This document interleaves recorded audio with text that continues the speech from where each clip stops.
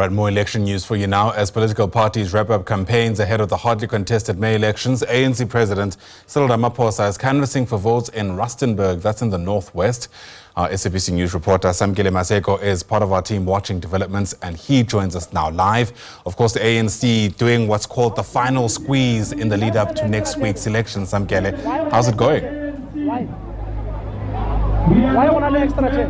Indeed, Mxolisi, the president of the African National Congress is doing the final squeeze towards these elections. I under rather there, not Mxolisi, towards campaigning for the party. He is in Rustenburg, rather in Madibeng, in the northwest province, where he is in the mining area of Madibeng, campaigning for votes in the party. Remember that Madibeng was once considered a no-go area for the president of the African National Congress. It is next to Marikana, as you remember, during his days as a non-executive director of Lonmin and what happened at the Marikana Kopi. But I'm going to bring in Mr. Tumelo Maruping, who is the spokesperson of the ANC in the province. Mr. Maruping, just the essence of bringing the ANC president here to Madibeng, Marikana areas. He was largely seen as this is a no-go area for him.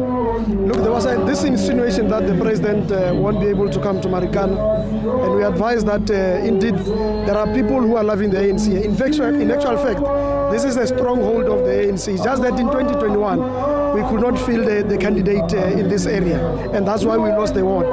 But this is a stronghold of the ANC, and we wanted the president to come and interact with this, with the membership of the African National Congress, and that's why the president is here today. But looking at this area and the historical context of it, Marikana happened. He was a non-executive director at Lonmin at the Kopi. He gave that email of concomitant action, which ultimately led to the killing of those particular miners in Marikana. Not to say he killed them, but that particular email was conceived as him basically saying, take the harshest punitive measure against those miners who were striking at Lonmin at the time. The Falam Commission dealt with those matters, and the recommendation, the findings were done, and nothing unto the president was found, and the recommendations of the Falam Commission are currently implemented by the ANC-led government. So there's nothing that pins anything to the president at this stage, and that's why we said there can't be an area which is called a no-go area, a no-go zone for the ANC president, and that's why the president is here. And as you can see, people came in numbers, and these people are people from around the three wards in this area. We did not bring people from other regions and so on. These are the people who are here are from the three wards that are surrounding this area. So these are members of the African National Congress, and we want to demonstrate that the Northwest Province is the province of the ANC. You'll have assessed the by-elections from 2021 up to date. We have won all the by-elections, and in all these by-elections, our numbers have been increasing in the ANC. Just recently, now, and what one in Madibeng, we had about 410 additional membership or additional people who voted for the ANC as compared to 2021. So here we are definitely, so we are gunning for 70%, and we are definitely sure that we are going to get there. What is the main reason behind the ANC's surge in support, particularly in this Bujanala region in the recent by-elections that we've seen? We've won most of them. What is the main reason that you are attracting back these voters into the African National Congress? It's not only Bujanala, it's the entire province. When the acting premier, who is the chair currently, entered the office, we came up with a program called Tultarorole to try and accelerate services to our people. Now our people are seeing what the ANC is doing. Our people are saying that we are not promising things that we are not able to deliver, and that is why they are coming in numbers to support the African National Congress. How are you going to sustain that, knowing that Nono Malloy is no longer in the list to come back into the provincial legislature and ultimately to be the premier of the province? How are you going to sustain this momentum that you've currently gained? This is the program that I'm talking about is led by Nono Malloy, but it's an ANC-led government. So the ANC will continue to lead government. So those programs which emanate from the resolutions of the ANC, the resolution of the ANC Lekgotla recently in February, they are going to proceed. Whether Nono is the chair or is not the premier or so, as long as the ANC is leading government, those programs will continue. Just on the 23rd, we'll be launching what we promise our people, the gas to power plant in Matlosana. We are launching it on Thursday. It's not a fallacy, it's not a dream. It's going to be realized, and we're going to add to the grid about 5,000 megawatts into the national grid.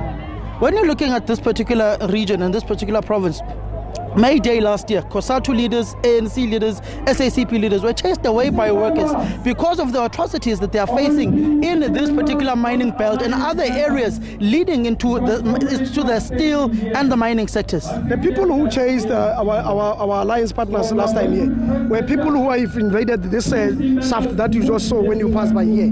These are people who are not from Northwest mainly, most of them.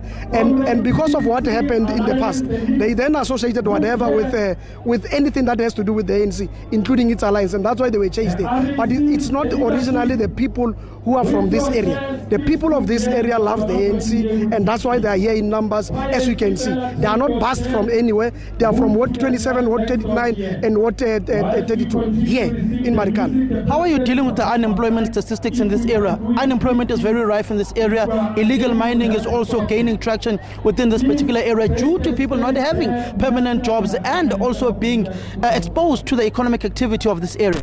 Priority number 2 of the ANC manifesto talks about industrialization. And how are we responding to that as the Northwest?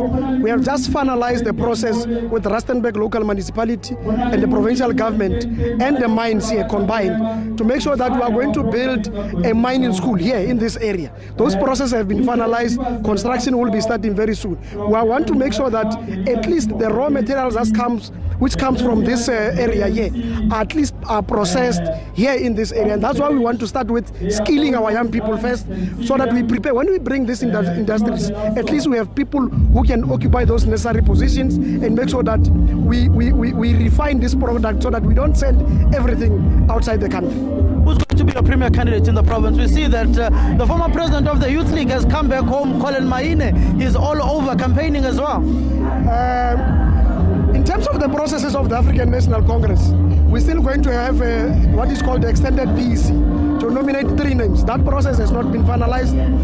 We'll be able to tell you when that process is finalized. Comrade Maina is one of ours. He's from here, so he's home. He's working for the ANC. But we can't promise who's going to be the premier now. We must follow the process. Thank you very much, Mr. Tumelo Maruping. That is Mr. Tumelo Maruping, who is the spokesperson of the African National Congress in the province. They have gathered in their numbers here at Bokamuso Stadium for this mini rally in a mining area to be addressed by the president of the ANC. Unemployment, poverty, inequality is the order of the day in this area. Illegal mining is also gaining a prominence in this particular area of Madibeng and the other broader areas of Marikana, Moinoi, and all of them are effectively under threats. And the ANC President Cyril Ramaphosa has to contend with the triple challenges of poverty, unemployment, and underdevelopment that persist in this area, knowing very well that he used to be one of the mining owners in this area through being a non-executive director at Lodman Ayanda. Right, Samkele Maseko, thanks very much indeed. A story we'll keep watching without a doubt as it continues to unfold. Samkele is live to us there from Rustenburg in the Northwest.